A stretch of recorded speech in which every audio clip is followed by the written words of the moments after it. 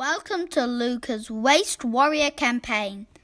There's so much waste in the world that humans create, and seeing how it affects nature and the world around us, it really disappoints me. It got me thinking, what if every person decided to do just one thing differently? If many people all do just one small thing differently, together it will be a big thing. I thought, if we all understand how bad pollution is for our little paradise, it will help us to make better choices. And when we see how our individual good choices can lead to something big together, we will want to do even greater and better things. To learn more about the pollution problems we have in Rarotonga, I went to visit some clever people at Te Ipukaria Society. I asked Alana some questions about our landfill.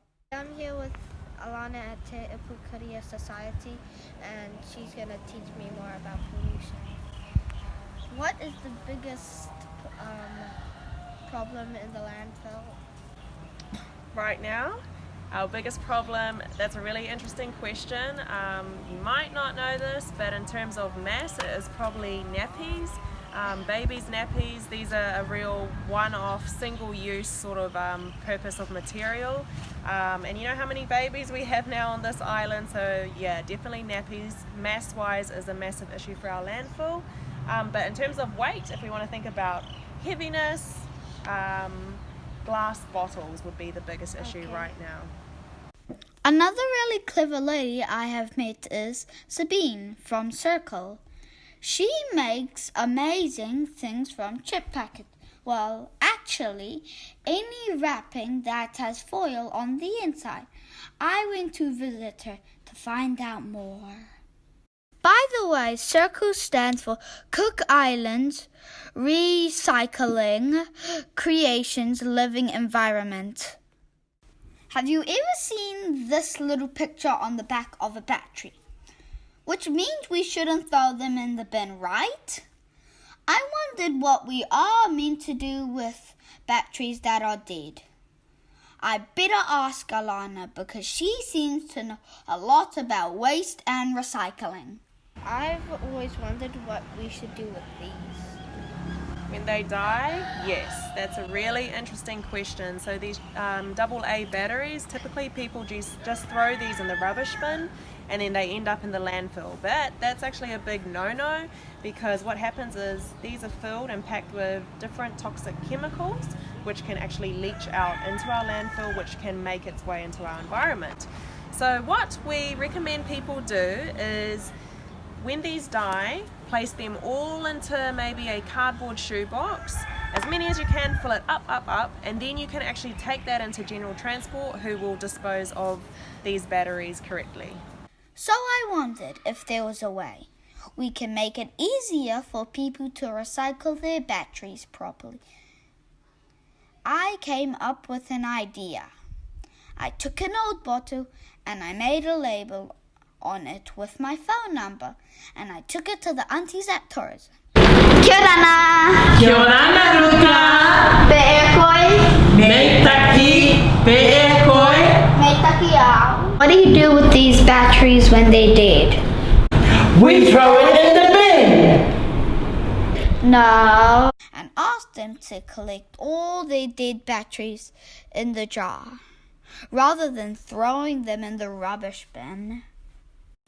Once it's full, they can call me and I'll come and collect it and take it to the good people at General Transport, and they can recycle it properly.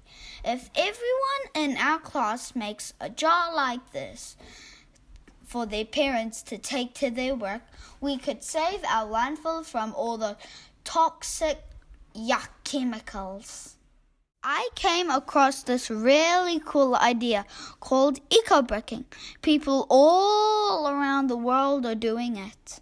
It's really simple. You collect soft, non-reusable plastics, packets, and wrappings and stuff them into a plastic bottle like this. The bit right down to the bottom to make sure it's filled properly and strong enough to stand on. You can ask an adult to help you. Make sure it's packed nice and tight. It's amazing how much plastic fits inside, and it's actually really fun. Since we've eco-bricked at home, we have reduced our rubbish from 3 to 1 bin per week. That's 104 bins a year, enough to fill a small swimming pool.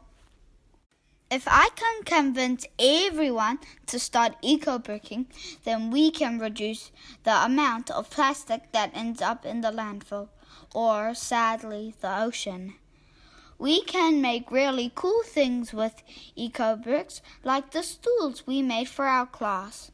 My dad helped us put them together, but there are many useful things you can make with eco-bricks, like this couch or this garden bed to plant your herbs and veggies. Thank you for watching this video. I hope it informed you and inspired you. Now it's going to influence you to do it and make better choices. Get eco-bricking because the captain's watching you.